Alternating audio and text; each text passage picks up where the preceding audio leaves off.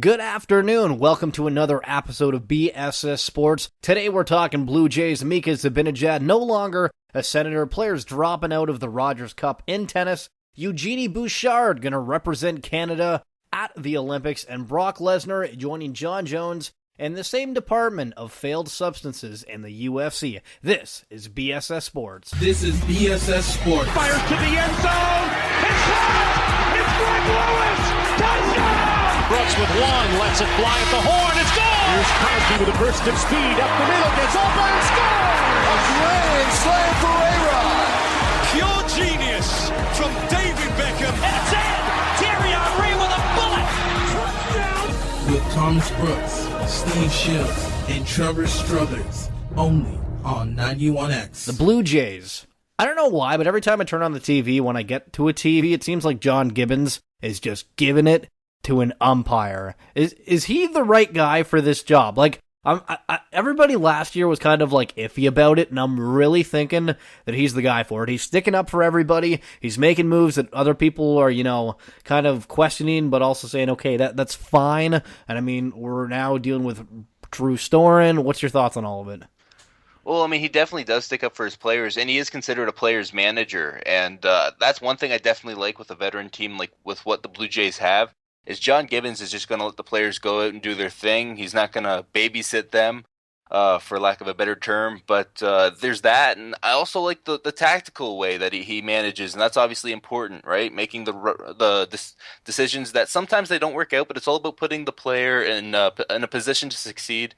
And I feel like whether he's making a pitching change or pinch hitting for a guy, usually it's putting a player in a chance to come through with a big hit or have a good outing on the mound, and that's all you can really ask from a manager. And we're hearing about Drew Storen getting changed up a little bit. What do you think about that? Well, yeah, I mean, he's been designated for assignment, which pretty much means there's 10 days there of a window for them to maybe trade him. He can go through waivers, and if he clears waivers, which he might, but somebody might take a chance on him, then he can go somewhere else. And I believe he'd be making just above or I think they would have to pay him, somebody that takes him on just above the league minimum. There is a chance they could release him at the end of this 10-day period if nobody's interested in him. They could also place him in the minors.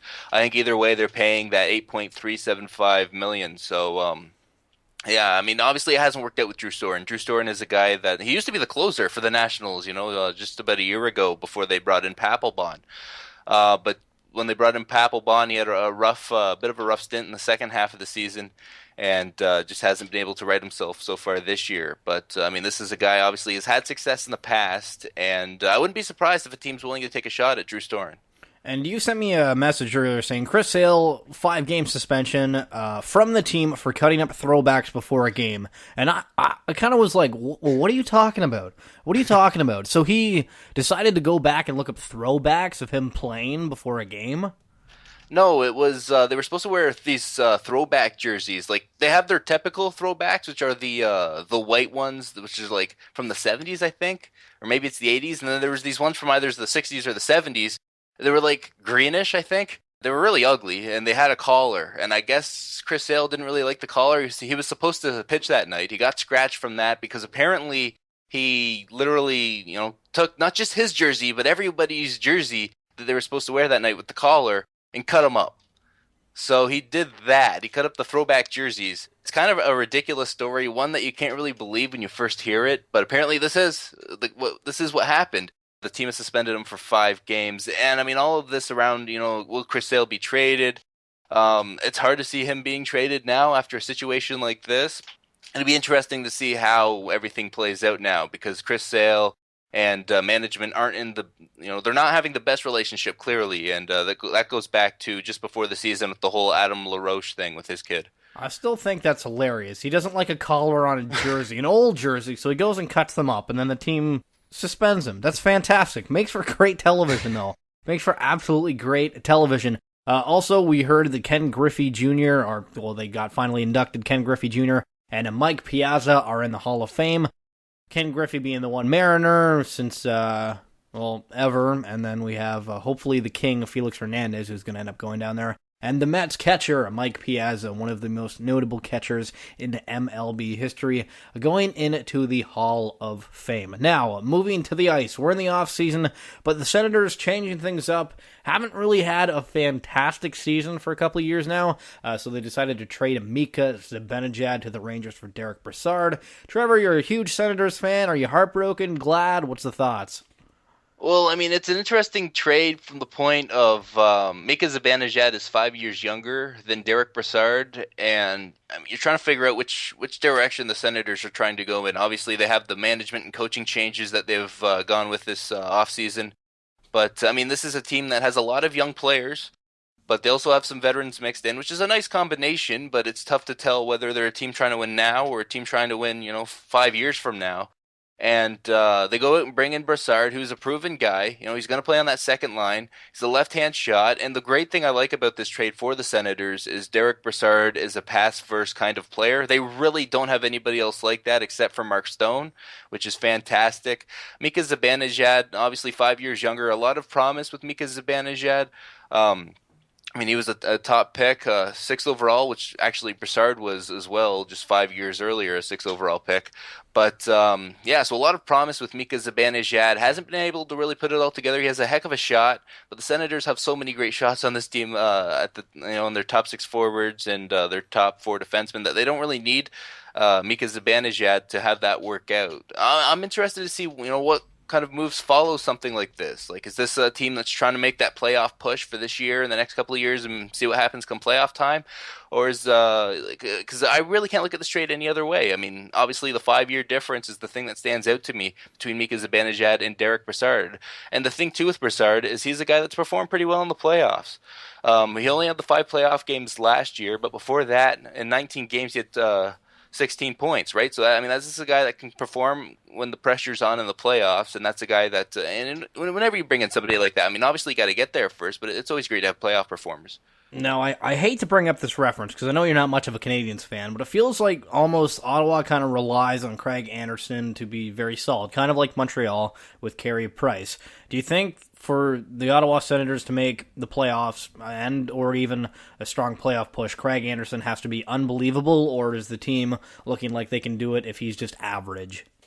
They do have a pretty young defense core that is in front of Craig Anderson, and in years past it has been, Craig Anderson has to be one of the top 8 goaltenders in the league, roughly, to give this team a chance to be in the playoffs. So I wouldn't be surprised if it's that situation, especially because there's no Robin Lehner behind him. It's Andrew Hammond, so he's definitely the number 1 this year, and there's no question about it. A lot will be put on Craig Anderson to try to perform, and he might have to be outstanding for this team to make the playoffs. But the thing too with bringing in Brassard for Zibanejad is that's more of a well-rounded player than Zibanejad, and a guy that can help out defensively as a centerman. So I mean, that's something there that could make Craig Anderson's job a bit easier.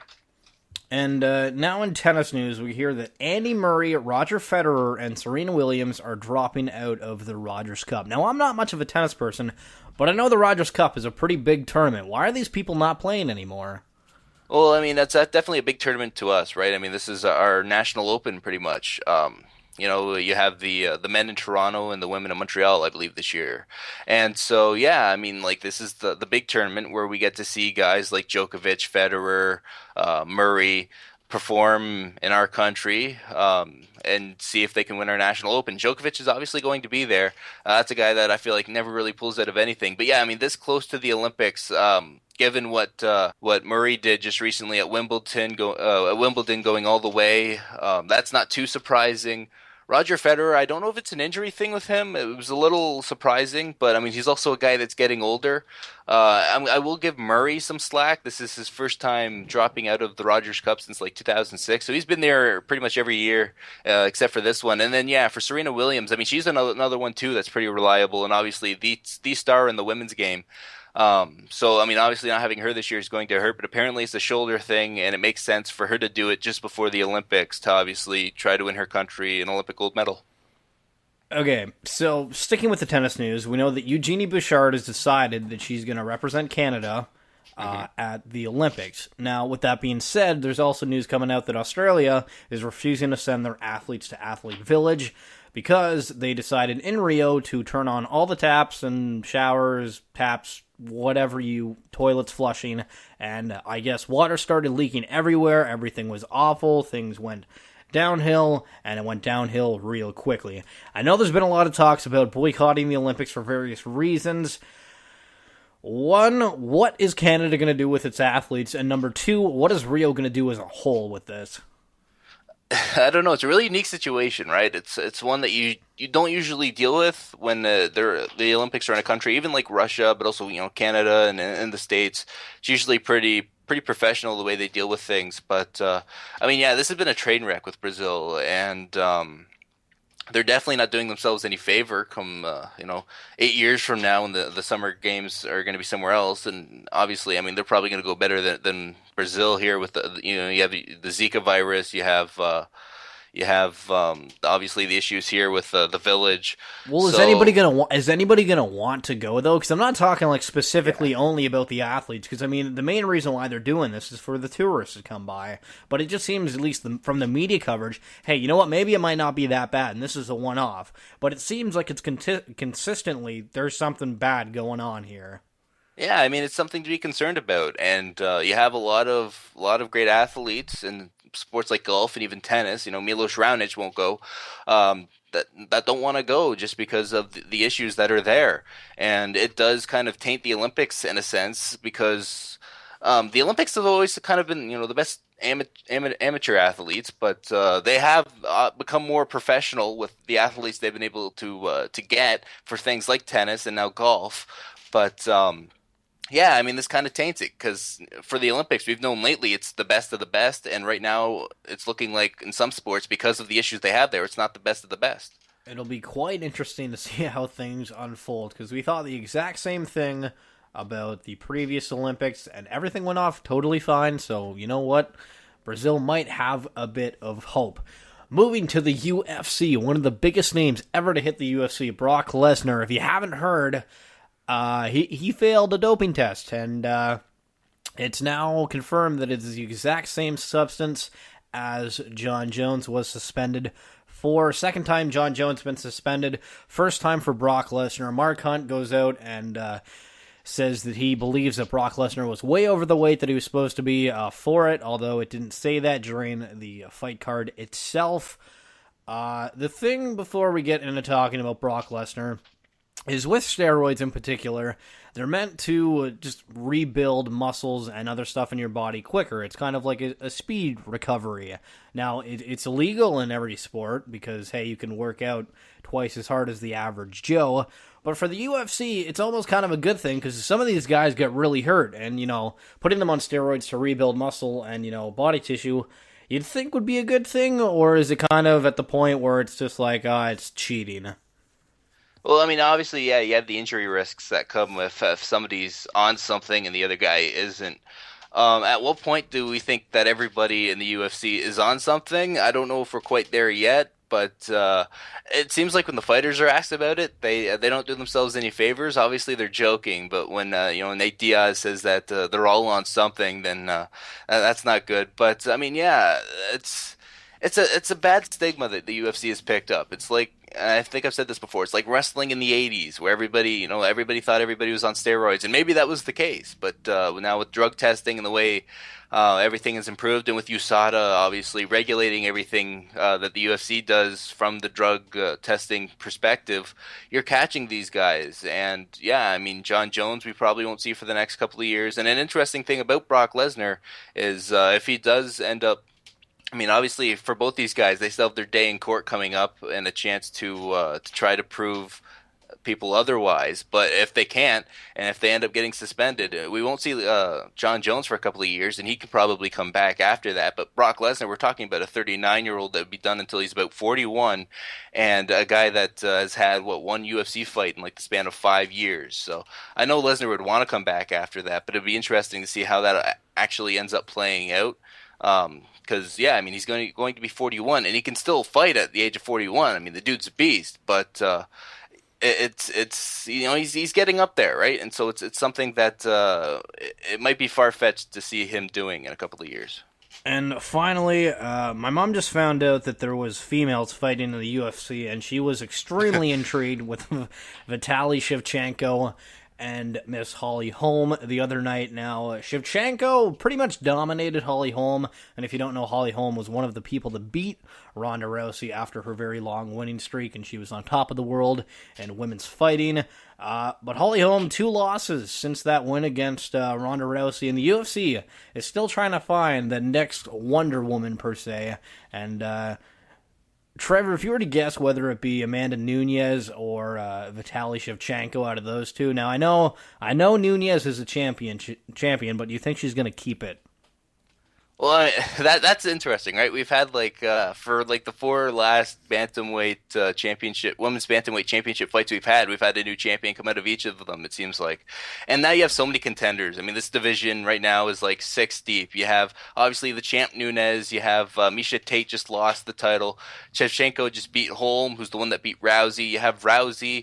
Obviously, whenever she's willing to come back, she might just jump into a title shot. Who knows? And Juliana Pena is on a nice run, 4-0 in the UFC. So you have so many ways that you could go with this. I'd be intrigued to see Holm and Rousey, just because you have the point of view of both of them are now looking to bounce back. Holm now, after losing 2 fights in a row, and now would have to prove to Rousey that she's not a one-hit wonder, that she can beat Rousey again.